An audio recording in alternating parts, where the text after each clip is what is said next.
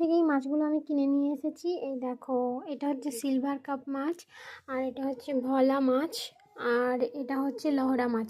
আমার এই তিনটে মাছের মধ্যে সবথেকে ফেভারিট হচ্ছে যে লহরা মাছ। কে কে লহরা মাছ খেতে ভালোবাসো আমাকে কমেন্টে জানিও। আমার না প্রচণ্ড ভালো লাগে। আর আমাদের এখানে না এগুলো বেশি পাওয়া যায় না। আজকে আমি বাজারে গিয়ে দেখলাম যে উঠেছে, তার জন্য নিয়ে এসেছি। আমি এমনিতে বাজারে যাই না বাজার করতে, আজকে যেহেতু শ্বশুর বাবা বাড়িতে নেই তার জন্য আমাকে যেতে হয়েছিল বাজারে। তো দেখো, আর এই যে সিলভার কাপ মাছটা আমার ছেলের ফেভারিট, মানে ও এই মাছটা টক খেতে বেশি ভালোবাসে।